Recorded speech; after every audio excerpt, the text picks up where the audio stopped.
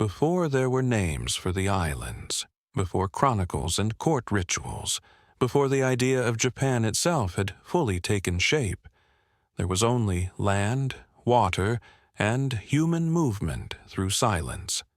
In the deep past, the Japanese archipelago was not yet an edge of the world, but a continuation of it, connected at times to the Asian continent by cold seas and exposed land bridges. The rhythm of life was slow, shaped by climate rather than command, by seasons rather than rulers. The first humans arrived here tens of thousands of years ago, during the long Paleolithic period. They did not come as conquerors or founders of states, but as small groups following animals, coastlines, and opportunity. Stone tools, carefully shaped but simple, mark their presence: blades, scrapers, and points left behind in riverbeds and caves.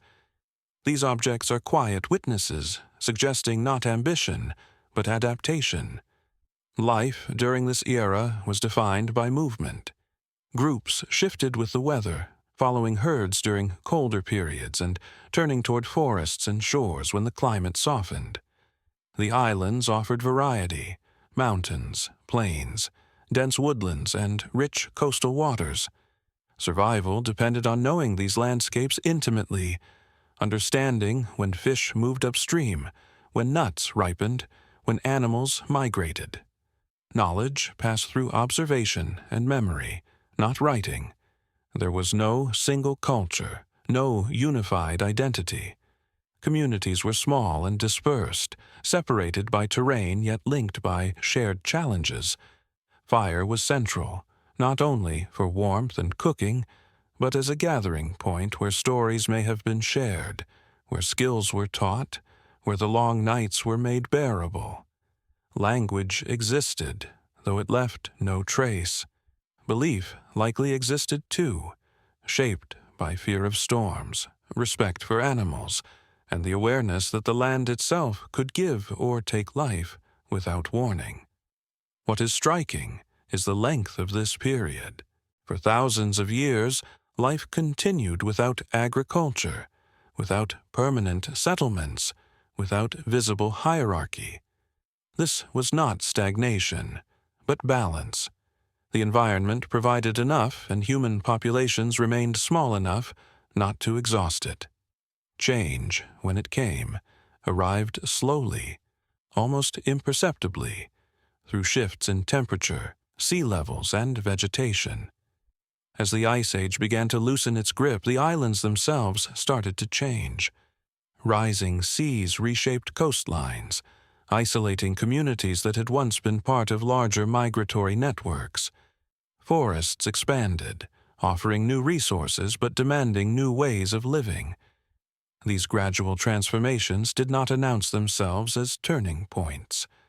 They unfolded quietly, across generations, altering habits before altering identities. By the end of the Paleolithic era, something subtle had begun. Humans were no longer simply passing through the land. They were learning how to remain within it. The relationship between people and place was deepening, setting the stage for a way of life that would endure far longer than any dynasty to come. In the stillness that followed these early movements, a more settled rhythm began to emerge, one that would soon give rise to a culture unlike any other the islands had known. As the climate stabilized and forests thickened across the islands, human life entered a quieter, more rooted phase. Movement did not disappear, but it slowed, becoming seasonal rather than constant.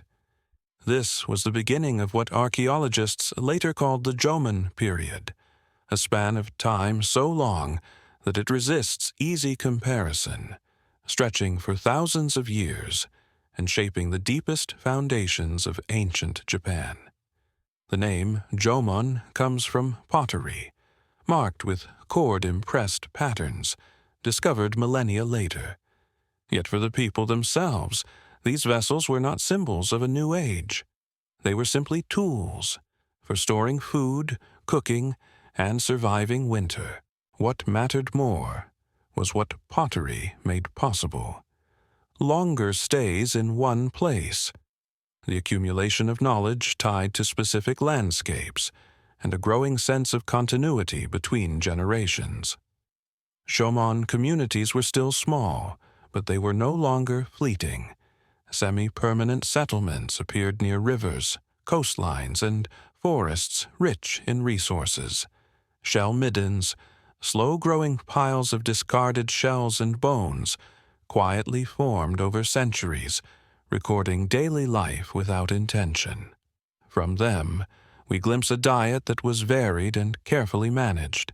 Fish, shellfish, deer, wild boar, nuts, fruits, and roots.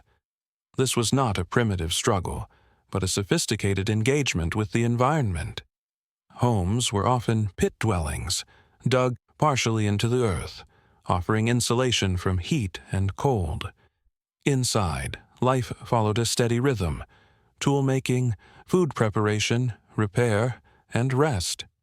Stone tools became more specialized. Bone and antler were shaped with precision. Nets and traps suggest planning rather than chance.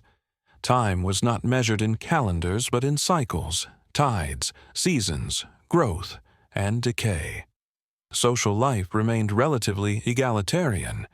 There is little evidence of rigid hierarchy or centralized authority. Leadership, if it existed, likely shifted with circumstance. Hunting skill, age, experience, or spiritual insight. Cooperation mattered more than command. Survival depended not on domination, but on mutual reliance. Yet this was not a silent or empty world. Artifacts hint at rich inner lives. Clay figurines, later called doge, appear across regions. Their exaggerated forms, wide eyes, marked bodies, suggest meanings we can no longer fully grasp. They may have represented fertility, protection, illness, or transformation. What matters is not certainty, but intention. These objects were made with care, beyond practical need. The Jomon people lived with an awareness of forces they could not control. Earthquakes, storms, and volcanic activity were part of the landscape. The natural world was not separate from human life. It was alive, reactive, and deserving of respect. This worldview shaped behavior quietly, embedding restraint and attentiveness into daily existence. For thousands of years, this way of life endured. It did not rush toward progress as later societies would define it. Instead, it refined balance between people and place, use and preservation, presence and patience.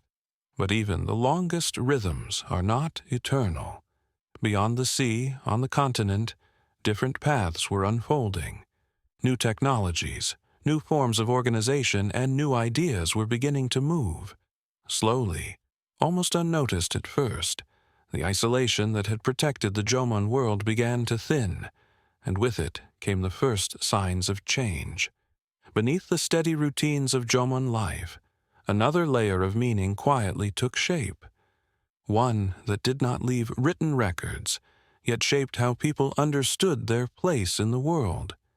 Spiritual life in ancient Japan did not unfold in temples or doctrines, but in gestures, objects, and the careful attention paid to unseen forces. It was not separate from daily survival. It was woven into it. The landscape itself held presence. Mountains rose suddenly from plains, forests closed in with density, and the sea offered both abundance and danger. These features were not neutral.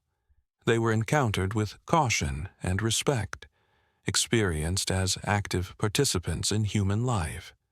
Certain places, unusual rock formations, springs, groves, or high ground, appear to have carried special meaning. They were returned to repeatedly, suggesting memory and reverence rather than coincidence. Ritual, as it existed, was likely intimate and local. The dog figurines found across Jomon sites are central to this understanding. Many are broken intentionally, not by accident. This suggests use within ritual acts, perhaps connected to healing, protection, or the release of misfortune. The act of breaking may have been as important as the object itself, signaling transformation rather than destruction. Burial practices also offer quiet insight. Some individuals were laid to rest with care, accompanied by objects that held personal or symbolic value. This was not uniform across regions, but it suggests an awareness of continuity beyond death. The dead were not erased. They remained part of the community's story, remembered through place and practice rather than monument. There is little evidence of centralized priesthood or formal religious authority. Knowledge likely passed through families and elders, shaped by experience rather than hierarchy. Belief was flexible, responsive to environment and circumstance. It adapted as resources shifted, as settlements moved, as generations aged and were replaced. Art during this period did not aim for realism. Patterns, markings, and exaggerations dominate. This suggests that meaning lay not in imitation of the visible world, but in interpretation of forces beneath it. Fire, water, fertility, illness, and weather were not abstract concepts. They were lived realities that demanded explanation and acknowledgement. Importantly, this spiritual worldview did not seek mastery over nature. It accepted limitation. Humans were one presence among many, not rulers of the landscape. This attitude shaped restraint in hunting, gathering, and settlement size, helping sustain the long endurance of Jomon society. Yet belief systems are not static. As environmental conditions shifted, so too did ritual emphasis. Rising sea levels altered coastlines. Cooling and warming periods changed vegetation. With each change, spiritual focus likely adjusted, absorbing new fears and new hopes without abandoning old ones. This quiet, animistic foundation would not disappear with time, even as later influences arrived. Agriculture, metallurgy, foreign ideas, echoes of these early beliefs would persist, reshaped but recognizable. They would form the deep roots of what much later came to be known as Shinto, long before the name itself existed. For now, however, the Jomon world remained largely self-contained, guided by its own rhythms and meanings. But the balance it maintained was fragile, dependent on conditions beyond human control. As those conditions continued to shift, the ancient calm began to thin, preparing the islands for a transformation that would come not from within, but from across the sea. Change in ancient Japan did not arrive as a single moment, but as a slow accumulation of pressures. The natural world, which had long sustained the Jomon way of life, began to shift in ways that demanded adjustment. These changes were not sudden disasters, but gradual transformations, the kind that alter habits before they alter identities. Climate patterns fluctuated over centuries. Some regions grew warmer and wetter, others cooler and less predictable. Forest compositions changed, affecting the availability of nuts and game that had formed the backbone of Jomon subsistence. Rising sea levels reshaped coastlines, submerging familiar fishing grounds while creating new ones elsewhere. Communities adapted, but adaptation required movement, experimentation, and risk. Population growth, slow but persistent, also played a role. As groups became more settled, successful areas supported more people. Over time, this increased pressure on local resources. Hunting and gathering, once sufficient with minimal planning, demanded greater coordination and restraint. Storage became more important. Seasonal shortages were felt more sharply. Archaeological evidence suggests regional divergence during this period. Some communities maintained older patterns with remarkable consistency, while others experimented.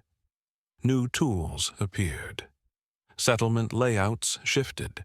In certain areas, dwellings clustered more closely together, hinting at changing social dynamics. These were not signs of collapse, but of transition, a society testing its limits without yet knowing what lay beyond them. Trade networks expanded quietly. Obsidian, jade, and other valued materials moved across long distances, connecting regions that had once been largely isolated. These exchanges carried more than goods. They carried ideas about tools, rituals, and ways of organizing life. Contact did not erase local culture, but it softened boundaries. With greater interaction came new tensions. Differences in resource access, skill, or spiritual authority may have created subtle inequalities. While Jomon society remained largely non-hierarchical, the seeds of differentiation were present. Certain individuals or families likely gained influence through knowledge, control of trade routes, or ritual roles. The environment, however, remained the final authority. Periods of cooling reduced crop-like plant yields and made winters harsher. In response, communities became more mobile again, or fragmented into smaller groups. Stability was never guaranteed. It was negotiated constantly with the land. These pressures did not lead immediately to abandonment of the Jomon way of life. Instead, they stretched it. The society became more complex internally, even as it remained technologically simple by later standards. This complexity made it resilient, but also more open to alternatives. Across the narrow seas separating the islands from the continent, very different developments were unfolding. Agriculture had taken hold. Metal tools were in use. Larger, more stratified societies were forming, capable of producing surpluses and organizing labor on a scale unknown in Jomon, Japan. At first, these developments were distant echoes, arriving only as rumors carried by rare contact. But over time, the distance shortened. Boats crossed more frequently. Encounters became less accidental. And slowly, almost without announcement, the islands stood on the edge of a choice, not consciously made, but collectively lived. The Jomon world, shaped by patience and balance, had reached a moment where balance alone was no longer enough. The next phase of Japan's ancient history would not replace what came before, but it would reshape it, introducing a new rhythm that would alter the course of the islands forever. At first, the new influences arrived quietly, almost invisibly, blending into the existing rhythms of island life. Small boats crossed the seas from the Korean peninsula and the Chinese mainland, carrying people, tools, and habits shaped by a very different relationship with the land. These arrivals were not invasions. They were gradual movements, families, traders, and migrants seeking opportunity rather than dominance. The most significant change they carried was not a weapon or a belief, but a method: wet rice agriculture. Unlike hunting and gathering, rice cultivation demanded planning, cooperation, and permanence. Fields had to be prepared, flooded, and maintained. Harvests depended on timing rather than chance. For the first time, food production could support denser populations in smaller areas. This transition marked the beginning of the Yayoi period, though for generations, life would have felt like a blend rather than a break. In some regions, Jomon practices continued alongside early farming. People fished and hunted while tending small plots. Old tools remained in use even as new ones appeared. Change did not erase memory. It layered over it. Rice cultivation altered more than diet. it reshaped time itself. The year became structured around planting and harvest. Seasons gained sharper meaning. Success or failure was now visible, measurable, and communal. Surplus, when it occurred, could be stored, redistributed, or controlled, introducing new possibilities for power. Alongside agriculture came new technologies. Bronze and iron tools, though initially rare, transformed efficiency and potential. Metal blades cut deeper and lasted longer than stone. Weapons gained durability. Even limited access to such materials created imbalance between communities. Settlement patterns shifted decisively. Villages became more permanent, clustered around fields and water sources. Defensive structures began to appear in some areas, ditches, palisades, suggesting that land and resources were now worth protecting. Conflict, once sporadic and personal, took on a new character. Social differences became more visible. Some individuals oversaw irrigation systems or managed surplus. Others specialized in craftsmanship or ritual. Status was no longer only situational. It could be inherited. The idea of leadership began to harden, moving from influence to authority. Yet this was not a sudden abandonment of older beliefs. Spiritual practices adapted, absorbing agriculture into existing worldviews. Fertility, weather, and seasonal cycles gained greater ritual emphasis. The land was still respected, but it was also shaped deliberately by human hands. Importantly, this transformation did not occur uniformly across the islands. Some regions embraced rice quickly, others resisted or adapted it slowly. Cultural diversity increased rather than diminished. The Japanese archipelago became a mosaic of lifeways connected by exchange and contrast. For those living through it, this period may have felt uncertain. Old certainties no longer guaranteed survival, but new systems carried their own risks. Floods could destroy a year's labor. Conflict could undo decades of growth. Dependence on fields meant vulnerability. And yet, the momentum was irreversible. Once agriculture took hold, it created conditions that favored expansion, organization, and control. Quietly, steadily, the foundations were laid for more complex societies. Ones capable of remembering leaders, defining territories, and imagining power beyond the village. In the space between adaptation and ambition, ancient Japan entered a new phase. One that would soon bring not only prosperity, but competition, and with it, the earliest forms of political struggle. As farming communities spread and took root, the social fabric of ancient Japan began to tighten. What had once been loose networks of families now required coordination across entire villages. Water had to be shared. Fields had to be protected. Labor had to be organized in ways that extended beyond kinship alone. These demands quietly reshaped relationships, creating roles that carried weight beyond personal ability. In the Yayoi world, hierarchy did not announce itself with crowns or thrones. It emerged through responsibility.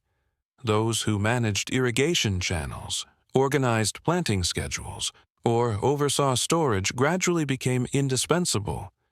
Their influence rested not on force, but on necessity. Over time, this influence hardened into authority, accepted because life depended on it. Archaeological sites from this period show clear differences in housing and burial goods.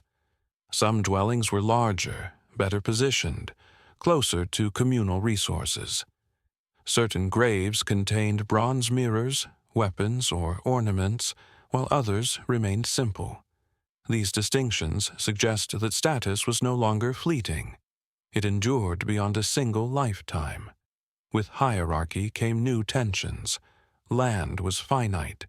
Water could be diverted. surplus could be withheld.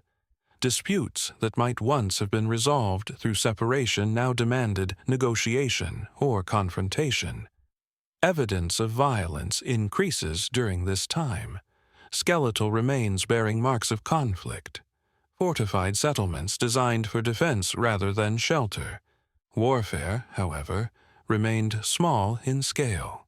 It was not yet about conquest of vast territories, but about control of fields, routes, and people. Weapons served both practical and symbolic purposes. A metal blade was not only a tool of war, but a marker of power and connection to continental networks. Communication between regions intensified. Trade routes expanded, carrying rice, metal, and crafted goods across rivers and coastlines. With them traveled stories of prosperous villages and powerful leaders. Reputation began to matter.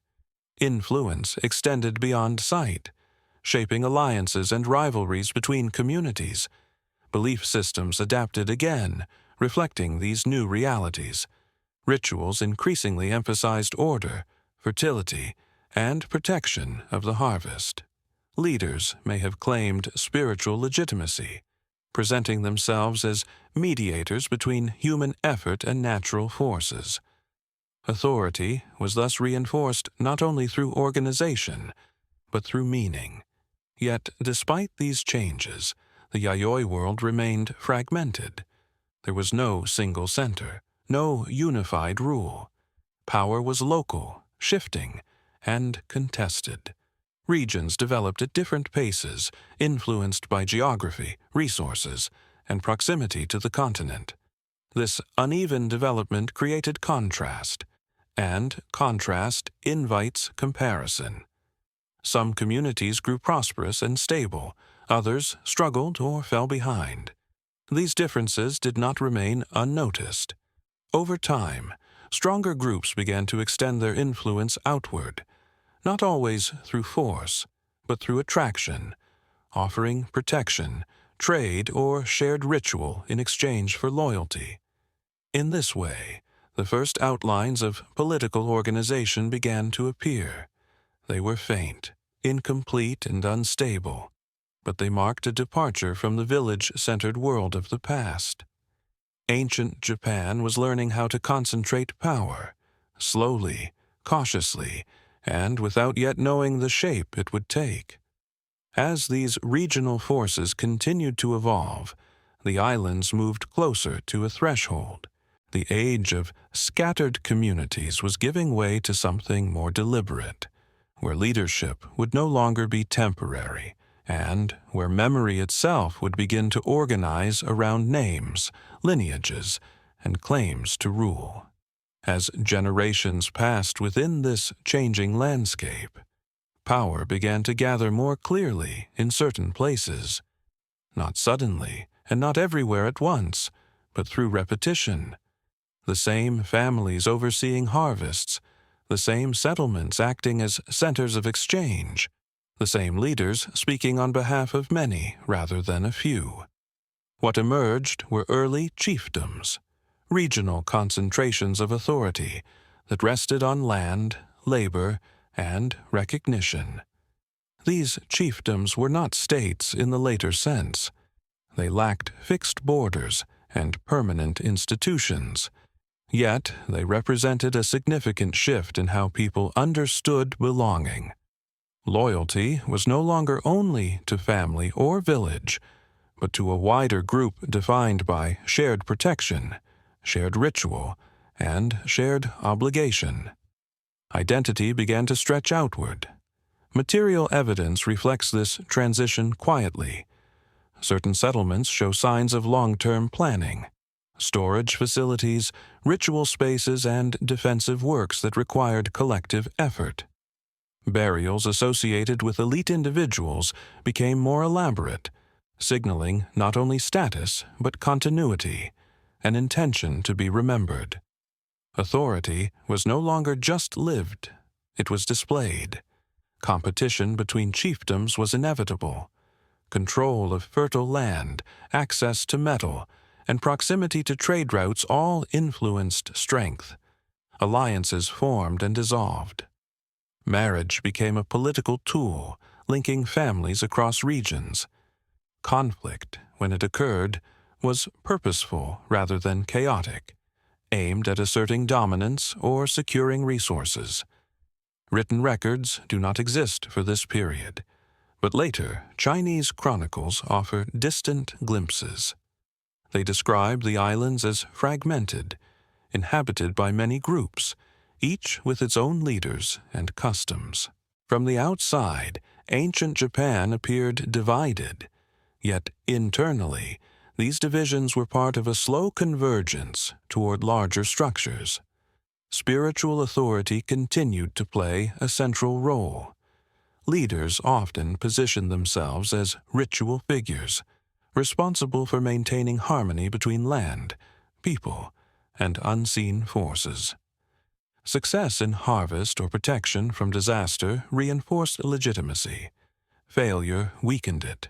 Power remained conditional, tied closely to performance and perception.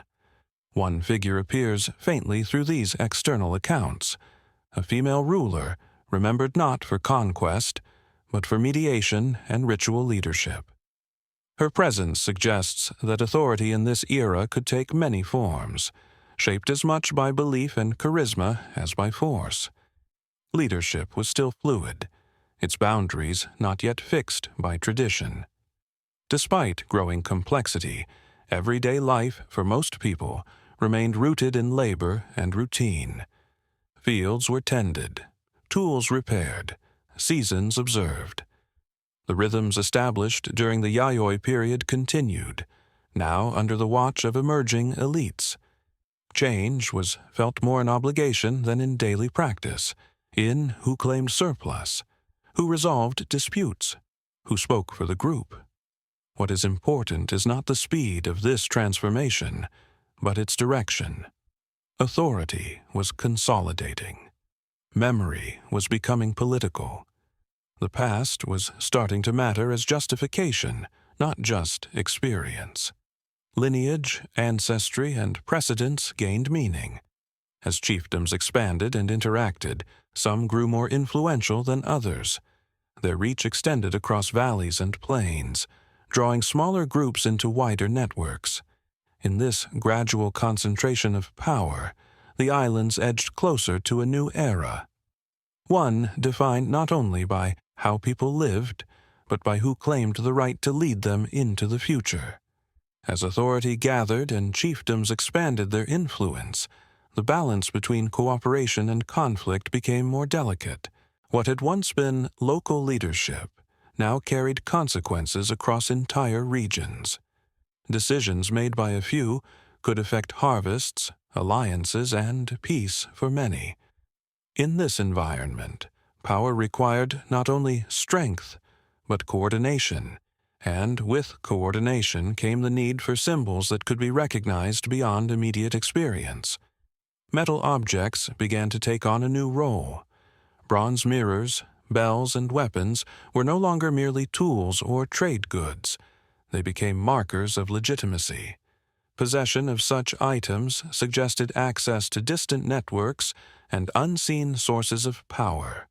When displayed during rituals or negotiations, they communicated authority without words. Power was becoming visible. Warfare, though still limited in scale, grew more organized. Defensive structures became more common, indicating that threats were anticipated rather than accidental.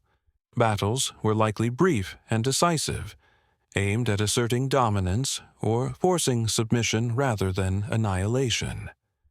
Control over people mattered more than destruction of land. This period also saw increasing standardization. Agricultural practices, settlement layouts, and ritual forms began to resemble one another across regions. This was not imposed by a central authority, but emerged through imitation and shared necessity. Successful models spread. Ineffective ones faded. Slowly, a shared cultural framework began to form. Yet regional differences remained strong. Coastal communities maintained closer ties to maritime trade, while inland groups focused on agriculture and land control. These differences shaped priorities and strategies, influencing which groups rose in influence and which remained peripheral. The relationship with the continent deepened. Contact with the Korean peninsula intensified, bringing not only goods, but ideas about governance, warfare, and social order. These influences were selectively adopted, adapted to local conditions rather than copied wholesale. Ancient Japan was learning by observation, choosing what to integrate and what to resist. Within this evolving world, leadership faced a new challenge: continuity.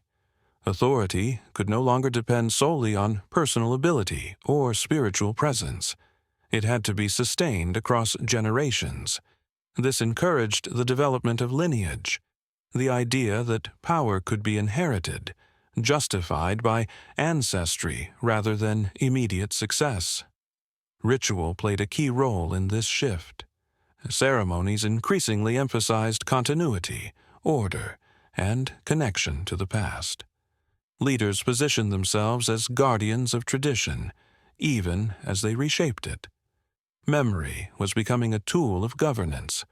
For ordinary people, these changes unfolded gradually. Life remained focused on fields, seasons, and survival.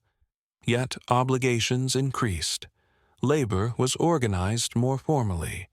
Tribute, whether in goods or service, became expected. The distance between ruler and ruled widened, though it was not yet unbridgeable. This stage of development did not yet resemble the courtly Japan of later centuries. There were no written laws, no fixed capitals, no unified state, but the foundations were being laid. Power was learning how to endure, how to represent itself, and how to justify its presence beyond immediate need. As these patterns solidified, the islands moved closer to a moment where authority would seek permanence, not only in memory and ritual, but in earth itself, shaping the landscape to reflect the power that now claimed to rule it. When power seeks permanence, it often turns to the landscape. In ancient Japan, this impulse took a distinctive form, as authority began to express itself not only through ritual and control, but through scale. The earth itself was shaped, moved, and reordered to reflect emerging hierarchies. This marked the transition into what later scholars would call the Kofun period, though for those living within it, the change unfolded gradually, almost naturally. Across plains and low hills, enormous burial mounds began to appear. Some were modest, others vast, visible from great distances. Their construction required sustained labor, planning, and coordination over time. These were not private acts of remembrance. They were public statements.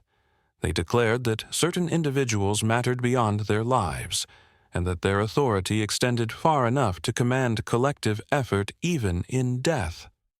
The largest of these mounds took on distinctive shapes, often resembling keyholes when seen from above.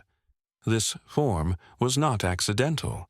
It suggested both separation and access, a boundary between the living and the dead, carefully maintained and ritually crossed. Surrounding moats, terracing, and placement within the landscape reinforced the sense that these were controlled spaces, governed by rules and meaning. Grave goods found within the mounds reflect a society increasingly aware of rank. Weapons, armor, mirrors, and ornaments accompanied the dead, symbols of power carried into whatever lay beyond. Clay figures, known as haniwa, were placed along the surfaces of the mounds. Shaped as people, animals, houses, and tools, they formed silent processions, marking territory and perhaps guarding it. Their presence suggests an effort to extend order into the unseen. These burial practices were not evenly distributed. They appeared first in certain regions, associated with the most influential clans. Over time, similar mounds spread outward, imitated by lesser elites seeking recognition. This diffusion of form mirrored the spread of political influence. To build a mound was to make a claim about status, lineage, and belonging within a wider hierarchy. The living world adjusted accordingly. Communities near powerful clans were drawn into their orbit, contributing labor, goods, or loyalty. In return, they received protection, access to trade, and participation in shared ritual. Authority was no longer abstract.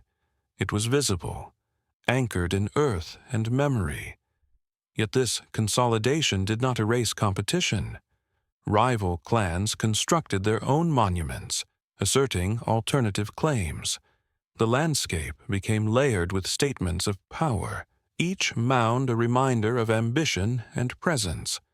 Conflict remained possible, but it was increasingly managed through display and alliance rather than constant violence. Belief systems adapted once more.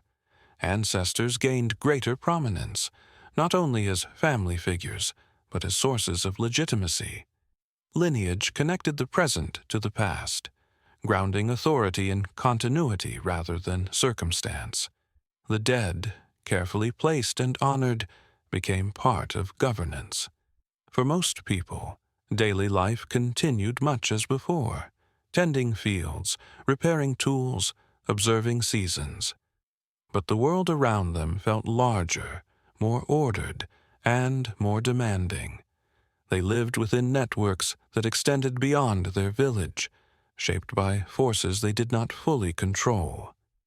As burial mounds rose across the land, they marked more than the resting places of leaders.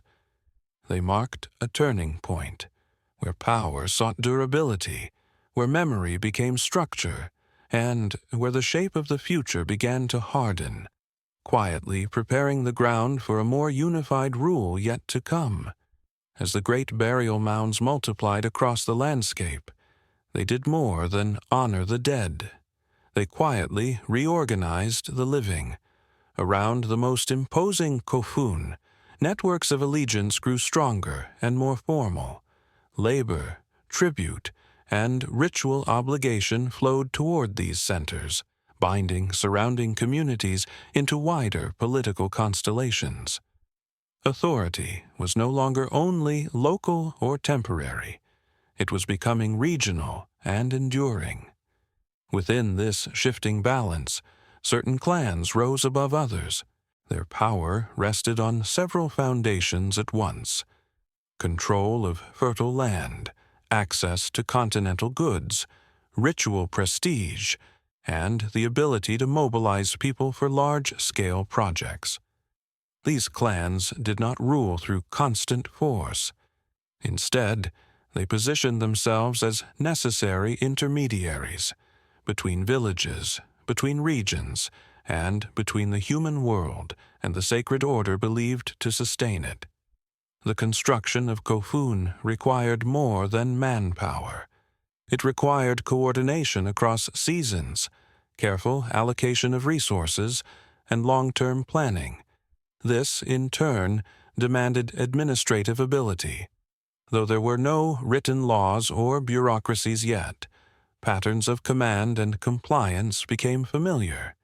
People learned where authority lay, and authority learned how to sustain itself. Contact with the continent intensified during this period. Iron tools became more common, improving agricultural output and strengthening military capability. New ideas about rank, ceremony, and governance arrived alongside these materials, yet they were never adopted unchanged. Local leaders selected what reinforced their position and ignored what did not. Ancient Japan was shaping its own path, informed by external models but grounded in local tradition. Belief continued to serve power, though subtly. Rituals emphasized harmony, continuity, and proper order.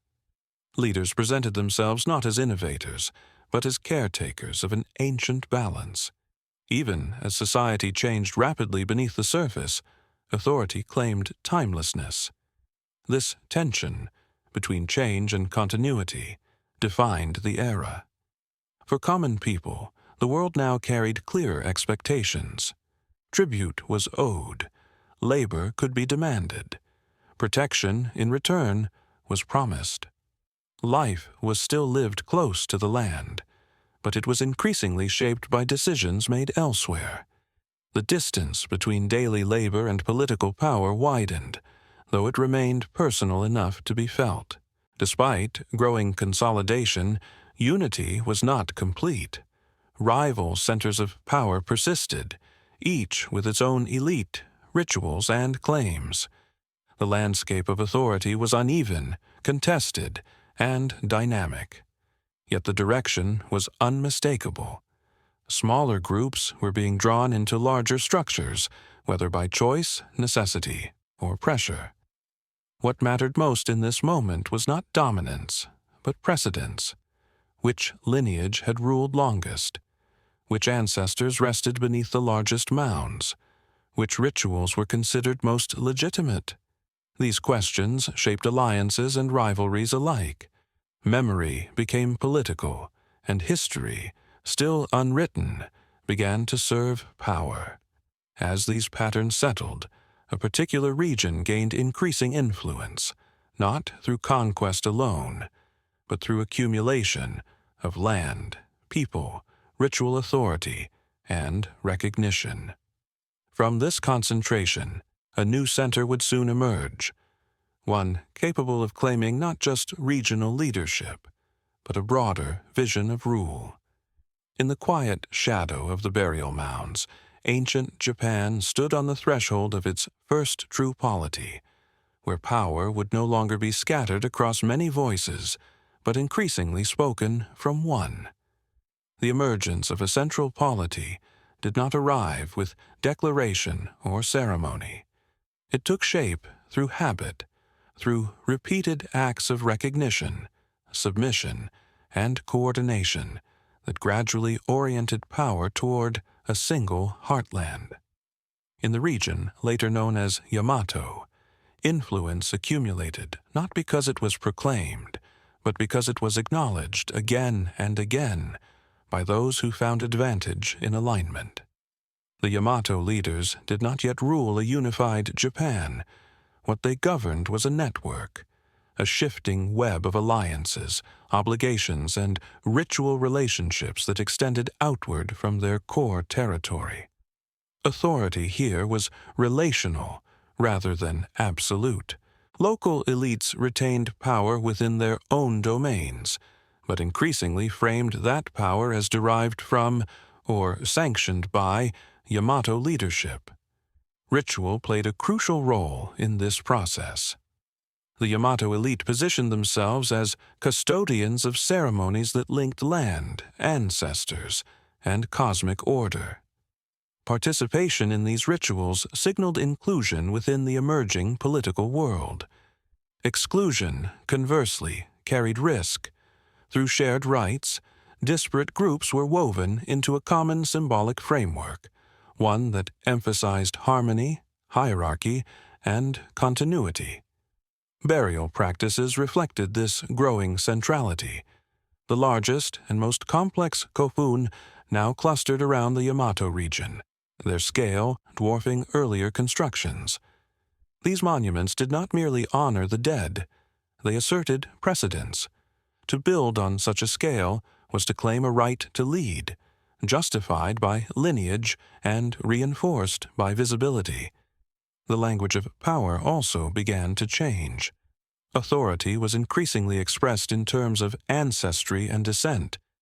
Leaders traced their legitimacy to divine or semi-divine origins, linking themselves to forces beyond human challenge. These claims were not yet fixed into doctrine, but they circulated through ritual and story, shaping perception long before they were written down. Continental influence continued to flow into this evolving system.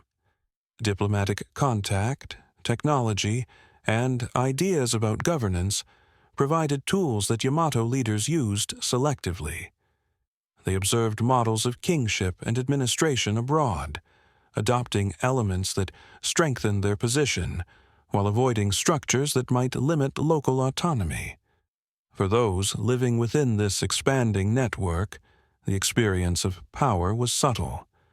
Daily life remained anchored in agriculture and community, but decisions increasingly echoed from distant centers. Tribute was collected with greater regularity. Obligations became more defined. Yet authority still felt familiar, embodied in known leaders rather than distant institutions. Importantly, this early polity did not erase diversity. Regional identities persisted, languages varied, and local customs remained strong. Unity, such as it was, rested on accommodation rather than uniformity. Yamato leadership succeeded not by eliminating difference, but by framing itself as the center through which difference could coexist. This phase marked a quiet but decisive shift. Power was no longer only negotiated locally. It was oriented toward a center that claimed enduring legitimacy. Memory, ritual, and lineage converged to support this claim, laying foundations that would endure long after the Kofun builders themselves were gone. As the Yamato polity stabilized, it created conditions for further transformation. With greater unity came new possibilities for codified belief, imported philosophy, and structured governance. The ancient world of Japan was preparing, slowly and deliberately, for influences that would reshape it once again, guiding it toward the threshold of recorded history. Before written doctrine and formal institutions arrived, belief in ancient Japan remained fluid, grounded in place and practice rather than scripture. The spiritual world was not distant or abstract. It was immediate, present in mountains, rivers, trees, and the shifting patterns of weather that shaped survival. These beliefs did not demand conversion or allegiance. They were lived quietly, reinforced through ritual repetition rather than explanation. What later generations would call Shinto had no single beginning. It emerged gradually from older animistic traditions, shaped by the long memory of the Jomon world and adapted to the social realities of the Yayoi and Kofun periods. Spirits were understood as forces rather than personalities, presences that could bring fortune or misfortune, depending on how they were acknowledged. Respect, not worship, was the guiding principle. Ritual spaces reflected this worldview. Instead of enclosed temples, sacred areas were often open and undefined. A grove, a clearing, a marked stone. Boundaries were suggested rather than enforced. These spaces invited pause, not proclamation. Ritual acts were simple: offerings of food, symbolic gestures, moments of silence. Meaning lay in repetition and restraint. As political authority consolidated, these belief systems began to serve a broader purpose. Leaders did not replace local practices, they aligned themselves with them. By presenting their lineage as favored by powerful spirits, they strengthened claims to legitimacy without disrupting established customs. Spiritual continuity made political change easier to accept. Ancestral reverence gained new prominence during this time. The dead were no longer only remembered within families, but within clans and lineages. Ancestors became guarantors of order, linking present authority to an unbroken past. This emphasis on descent reinforced hierarchy, yet did so quietly, without explicit doctrine. Importantly, these beliefs did not exclude outside influence. When ideas from the continent began to arrive, philosophical systems, written traditions, new religious concepts, they encountered a spiritual landscape that was adaptable rather than rigid. Existing practices could absorb new meanings without losing their core. This flexibility would prove decisive in the centuries to come. For ordinary people, belief remained intimate. Ritual marked births, harvests, illness, and death. There was no separation between sacred and everyday life. The same hands that tended fields prepared offerings. The same paths used for work led to ritual spaces. Meaning was woven into routine. The absence of rigid dogma allowed belief to evolve alongside society. As power structures grew more complex, spiritual practices expanded to accommodate them. Yet the tone remained calm and restrained. Excess was avoided. Balance was valued. The unseen world was approached with caution rather than certainty. This spiritual foundation helped stabilize a society in transition. As authority centralized and social roles hardened, shared beliefs provided continuity. They softened the impact of change, offering familiarity in a world becoming more structured and demanding. By the time new religions and philosophies approached the islands in more recognizable form, ancient Japan already possessed a deep spiritual grammar, one that emphasized harmony, place, and continuity over command. This grammar would shape how future ideas were received, transformed, and ultimately made Japanese. In this quiet persistence of belief, ancient Japan preserved something essential, a way of understanding power not as domination, but as alignment, with land, with memory, and with forces that could never be fully controlled.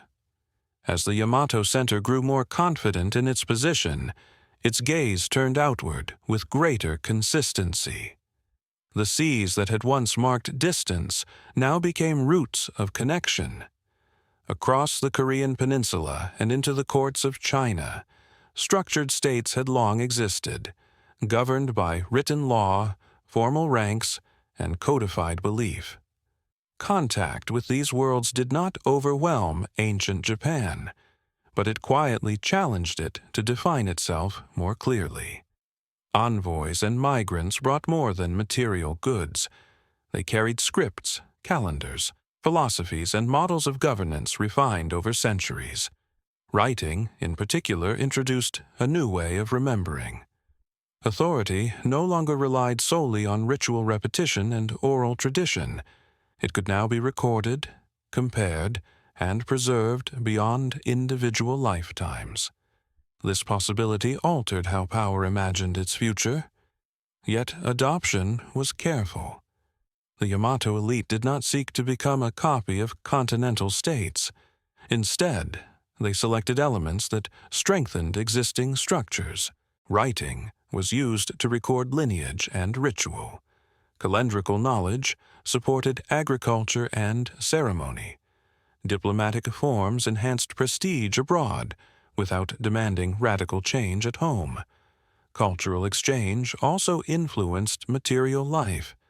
New styles of dress, architecture, and ornamentation appeared among elites, signaling connection to wider worlds. These markers distinguished rulers from the ruled more clearly, reinforcing hierarchy through appearance as well as authority. Still, such changes remained concentrated at the top, filtering slowly downward. The presence of foreign ideas sharpened internal contrasts. Regions more closely tied to Yamato benefited first, gaining access to knowledge and status. Peripheral areas felt the pull indirectly, through obligation and imitation. This uneven integration increased dependence on the center, even as local traditions persisted. Belief systems once again adjusted. New philosophies offered explanations of order, morality, and governance that resonated with emerging hierarchies. Rather than displacing older spiritual practices, these ideas layered over them, providing language and structure to concepts already present: harmony, duty, and continuity. For the broader population, these transformations were subtle. Daily life still revolved around land and season. Yet the world felt larger, more connected, and more regulated. Authority now carried a sense of permanence, reinforced by records and ritual alike. Memory extended beyond living recollection. This period marked the edge of prehistory. The tools of history, writing, diplomacy, formal institutions, were now within reach. What followed would be remembered not only through earth and artifact, but through words. Names would endure. Events would be arranged into sequences. Power would begin to speak in documents as well as monuments. In this moment of quiet expansion, ancient Japan stood between worlds. Behind it lay millennia of adaptation shaped by land and spirit. Ahead lay an era of courts, codes, and warrior ideals. The foundations of that future were already set, though their consequences were not yet fully visible. The calm of this transition masked its significance. Without rupture or proclamation, the islands were moving toward a new identity, one that would soon redefine authority, belief, and the meaning of service. As writing, diplomacy, and structured belief slowly entered the political center, the character of authority continued to change. Power became more reflective, more aware of itself, as something that could be described, justified, and preserved beyond immediate experience. Leadership was no longer only performed, it was increasingly conceptualized. This shift altered how rulers understood their role and how society understood obligation. Lineage narratives grew more deliberate. Stories of origin were shaped and refined, linking ruling families to sacred forces and ancient ancestors. These narratives did not aim to deceive so much as to stabilize. In a world becoming more complex, continuity offered reassurance. If authority had always existed, then its presence in the present felt natural, even necessary. Administrative habits expanded quietly. Tribute systems became more regular. Roles within the elite became more specialized, dividing ritual, military responsibility, and governance. Though still informal by later standards, these distinctions laid the groundwork for institutional rule. Power learned how to delegate, and in doing so, how to endure. At the edges of this system, regional leaders adjusted. Some integrated smoothly, finding advantage in recognition and protection. Others resisted, holding to older patterns of autonomy. This tension did not immediately resolve itself through force. Instead, it produced a layered society, where allegiance could be negotiated and redefined over time. Belief continued to soften these transitions. Ritual affirmed order without requiring constant enforcement. Sacred practice reminded communities that hierarchy was part of a larger balance, not merely human ambition. This perspective reduced open conflict, allowing change to settle gradually rather than erupt. Yet beneath the calm, new values were forming. Service, loyalty, and obligation gained weight. To belong within the expanding polity meant more than shared ritual. It meant commitment to authority and acceptance of rank. These ideas did not yet carry the sharp edges they would later acquire, but their outlines were visible. For ordinary people, the world felt increasingly structured. Expectations were clearer. Responsibilities were defined. While life remained rooted in agriculture and community, the presence of distant authority was felt more consistently. Decisions made far away now shaped local realities. This stage marked a quiet closing of an era. The flexibility that had characterized earlier centuries was giving way to form. Customs hardened into precedent. Leadership became less personal, more symbolic. Memory shifted from lived experience to recorded tradition. What remained unchanged was the rhythm of the land. Seasons still turned. Fields still demanded care. In this continuity, ancient Japan carried its past forward, even as it stepped toward a future shaped by new ideals. The age that followed would bring warriors, law, and open struggle for power. But those developments did not emerge from emptiness. They grew from this long preparation, from centuries spent learning how to organize, remember, and obey, quietly, patiently, and without yet knowing where that path would lead. As ancient Japan approached the threshold of a new age, the world it carried with it was already deeply formed. Long before warriors, codes, and written chronicles defined history, the islands had learned how to endure. They had learned patience from forests and seas, cooperation from agriculture, and continuity from ritual and memory. These lessons did not disappear when change arrived. They shaped how change was understood. What defined this pre-samurai world was not the absence of power, but its gradual refinement. Authority emerged slowly, tested by environment, shaped by belief, and constrained by the need for balance.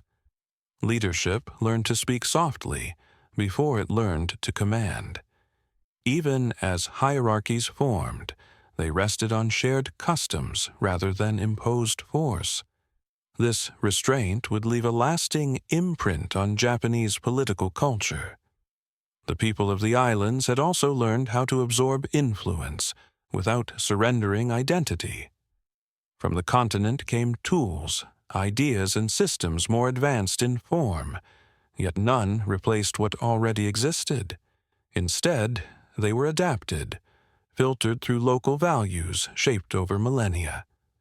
This capacity for selective integration became one of ancient Japan's quiet strengths. Spiritual life, grounded in place and practice, provided continuity through transformation. Belief did not resist change, it stabilized it. By framing authority as alignment with unseen forces rather than domination over people, society softened the weight of hierarchy. Even as power centralized, it was expressed through ritual, ancestry, and harmony, rather than constant coercion.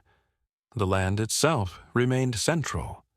Mountains, rivers, and fields continued to define possibility.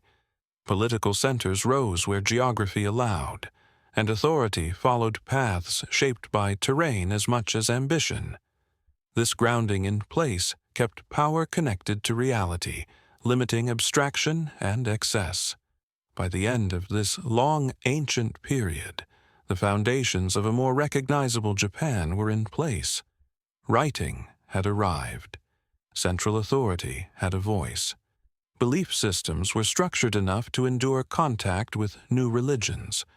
Society understood rank, service, and obligation, even if these ideas had not yet hardened into strict codes. The samurai age, when it came, would not appear suddenly or fully formed. It would grow from these conditions, from agricultural organization, from ritual authority, from inherited obligation, and from the acceptance that service to a higher order could define a life. The warrior ideal would draw on values far older than armor or swords. To look back at Japan before the samurai is to see not an empty prelude, but a complete world in its own right, a world of long memory, quiet adaptation, and steady rhythm, a world that did not hurry toward history, but prepared for it patiently over thousands of years. In the calm of this deep past, the shape of what was to come was already present, not as destiny, but as possibility. And when the night settles over these ancient centuries, what remains is not silence, but continuity, the sense that history moves forward, not only through rupture, but through long, careful listening to the world as it is.